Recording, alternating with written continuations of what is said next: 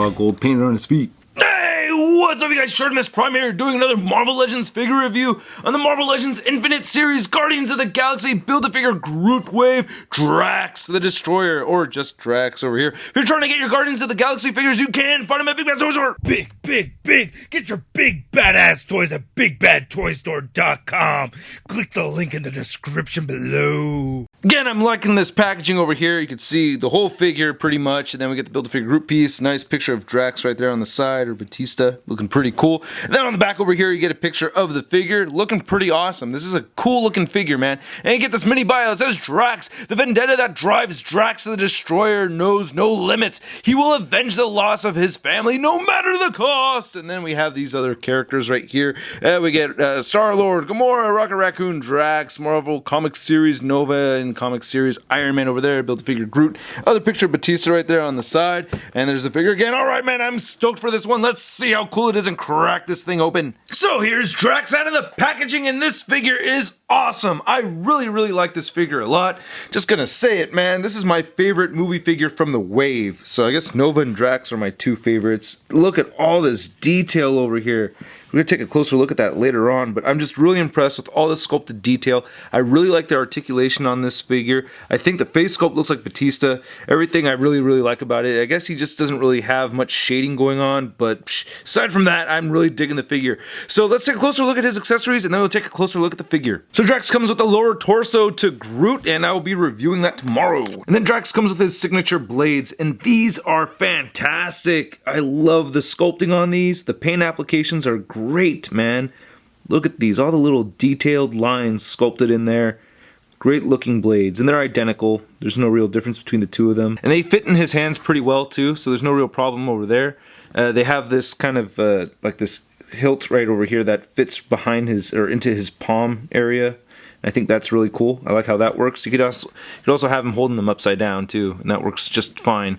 So yeah, you could do that, or have him face the other way if you wish. It's pretty awesome. He also has these sheaths in his boots, and you could just place them right there, and that works out perfectly. I think the head sculpt came out great on this figure. I think they did a really good job at making a very cool figure that looks like Batista. It really looks like him in my opinion anyway, and I think they did a fantastic job with these tattoos. The tattoos are all sculpted on there, and they have paint applications over them. Now, I gotta say that the tattoos are not perfectly lined up with the paint. I think it's just a little off, like right there you can see behind his ear. It doesn't go over it completely, and same thing with this right side of the back of the head. You know, so there's some sculpted areas throughout the figure where you can see are kind of missing the paint a little bit.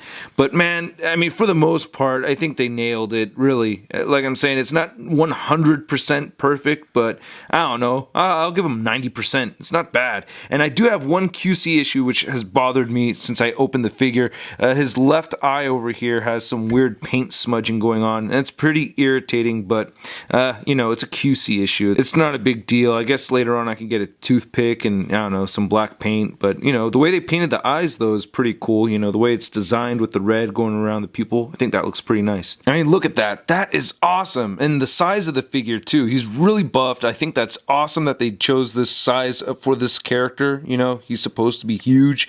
And look at all the tattoos, man. It's just sculpted so well.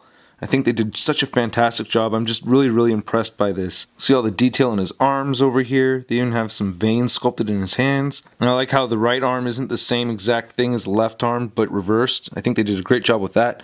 And again, the back of this figure is just loaded with art, man. This is just well done. Very impressive over here.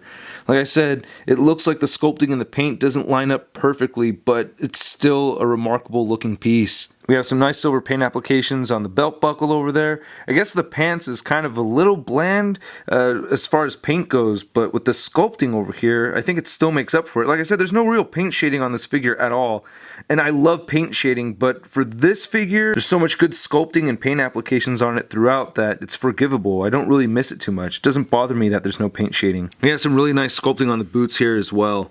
This is really cool. We have this gunmetal paint application set going right down here through the middle. Nicely sculpted boots right here. I'm digging this figure a lot, man. then hole pegs at the bottom of his feet. And as I had mentioned, I really like the articulation on this figure. He is very fun to pose. The head moves up very far. I like that a lot, and it moves down, and you can rotate his head side to side. He has shoulders that move outward that much. You can rotate them all the way up. He has a bicep swivel, double jointed elbows, wrists move side to side, down and up at this hinge. He has a great ab crunch that moves forward, moves back. He has a waist swivel. He has hip joints that move very far. He can kick very far forward and not really back too much, but damn, that's a big high kick right there. He has the upper thigh swivel, double jointed knees, and then he has ankles that move down, up, and the beautiful ankle pivot. And Drax here stands at about 6.5 inches tall. And here's Drax compared to Drax. And you can see the color difference as far as the greens go. This guy has a bunch of shading over here. But for the most part, this is the better figure. I really like this figure a lot more than the comic version. And for you head swapping junkies, here's what that looks like. Thursdays are my favorite day of the week. That's when I have cupcakes for dinner. And Drax is a bit taller than Star-Lord, as he should be.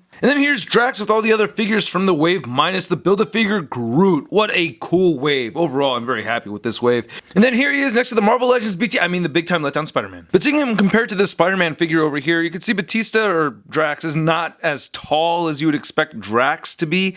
But, you know, at least he's taller than the average Marvel Legend figure, and I'm okay with that. And then seeing Drax on this SH Figure Arts display stand really makes the figure pop. Oh man, what a great piece. I'm very, very pleased with this figure, as I've said many times throughout this review. I think it's my second favorite figure from the wave, first being Nova, of course. That one's just too badass. I really hope you guys liked my video. Please check out marvelousnews.com for a full gallery of images. Also, hit the like button if you liked the video, leave a comment, and do not forget to subscribe. I'll catch you guys later. Peace.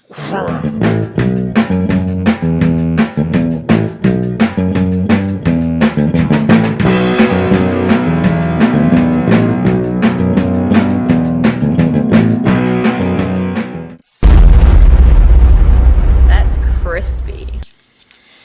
Damn it.